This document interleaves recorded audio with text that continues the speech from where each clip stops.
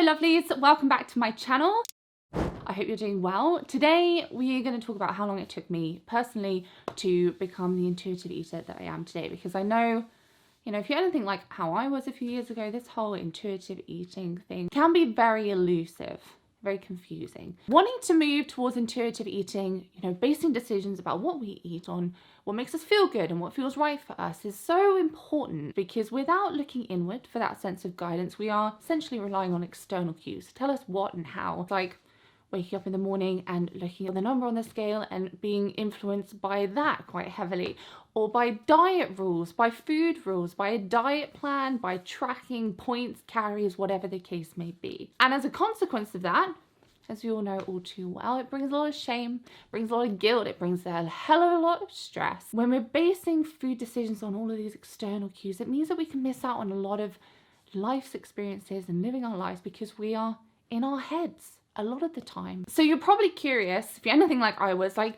how long can I expect this process to take? And more than that, how would someone go about becoming an intuitive eater? Because it can seem like this elusive, confusing thing. So I want to share my personal story about, how long it took and the kind of stages that I went through in order to fully become an intuitive eater, to learn how to eat what I want when I want, to learn how to trust my body, to make peace with food, to find balance. Because I've actually come to realize that intuitive eating is about more than just eating what I want when I want. There's a lot more that goes into it. So, it is and it isn't, but hopefully you'll understand what I mean by the end of this video and have a little bit more clarity on all of that.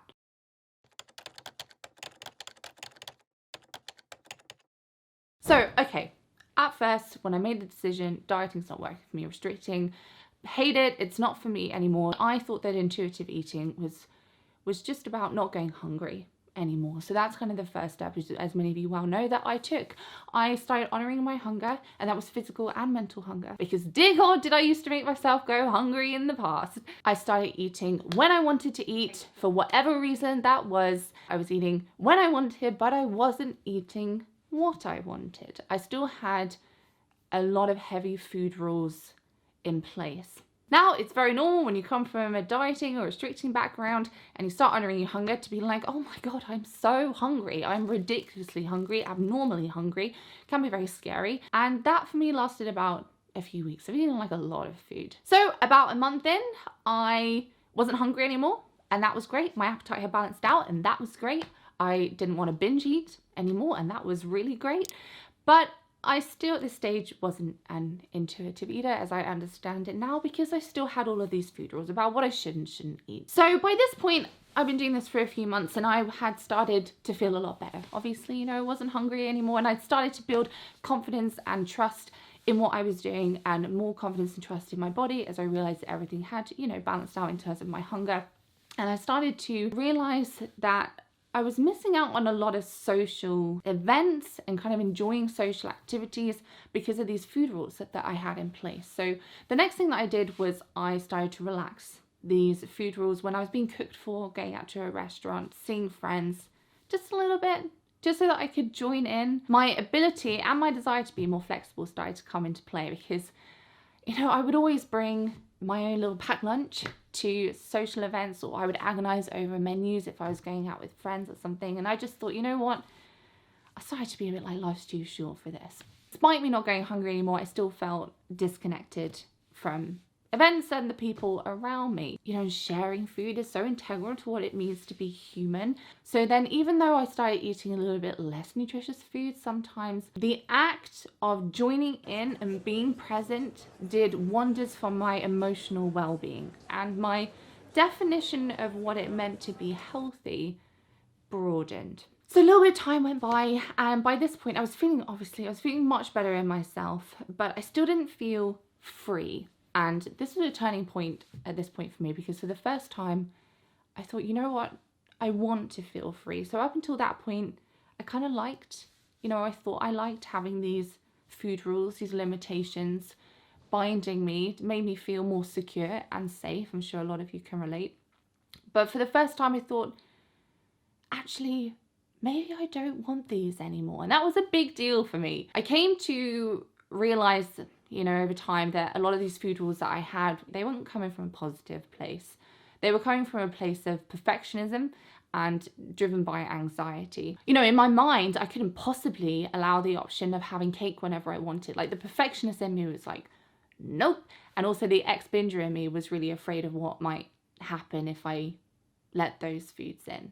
You know, my past experience with these foods was not on my side. Because these thoughts of should and shouldn't when it came to food still ran around my head, and I was fed up with them. Like, they interfered with my day-to-day life and they were just irritating. What would happen if all foods were permissible? So one day was the day that I did it. I felt an intuitive pull, like, hey, today's the day, we're gonna let all these foods back in, nothing's off limits, off you go.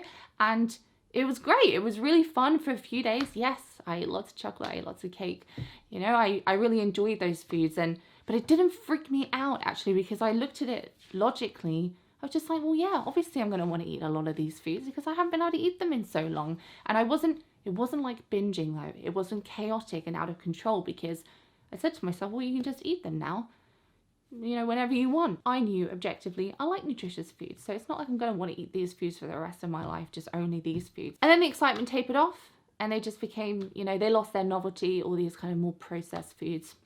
A few weeks went by and I remember how I hadn't, since I was a child, and it was the biggest deal to me, being able to eat what I wanted, when I wanted, but more than that, to not feel guilty over any foods, to not have an insatiable appetite, to just have a balanced appetite, to not think about food when it wasn't around or I wasn't hungry, I wasn't plagued by thoughts of food, I had no food rules that I had to follow.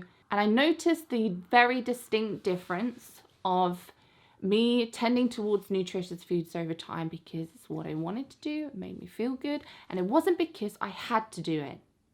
And it felt completely different.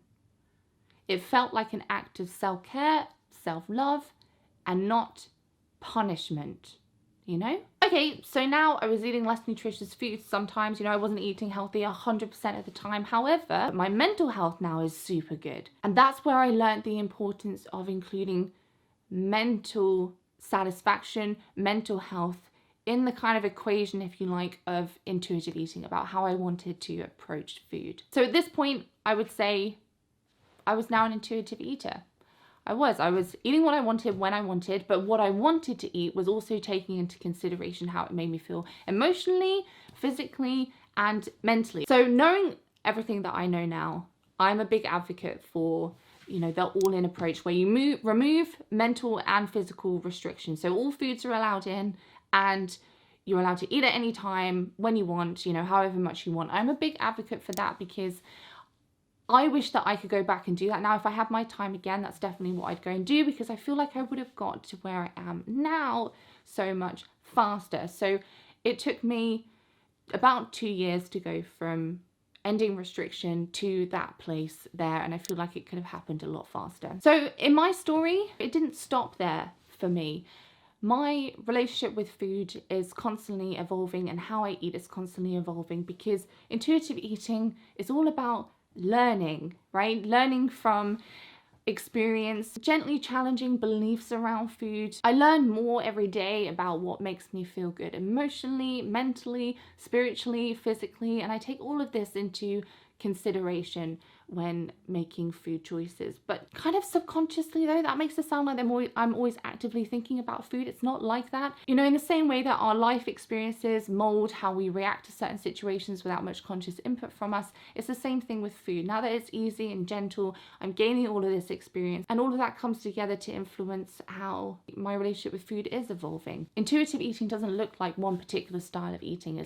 It's every individual just doing what feels right to them and what they want to do, and honouring what makes them feel good and feel their best. And it's also why the way that I am with food now will evolve, and it probably won't be the same in a couple of years. Like, I have no idea. So yes, I eat what I want when I want, but learning all of the nuances of this practice took a couple of years. Learning first how to hear my intuition, you know, it's a learning curve. It takes time. You're not very good at it on day 1. You're not very good at it still on day 30 or day 90. And although it all sounds really complicated on the surface, it really just is as simple as learning to listen to and trust my body and my feelings and go with what feels right to me without questioning it too much. Because what I have learnt is that eating actually only seems to get complicated when my conscious mind gets too heavily involved. Okay, that's enough from me. I'm sure I've whittled on for long enough. I hope that you found this helpful. Any questions, leave them below, guys. Bye for now.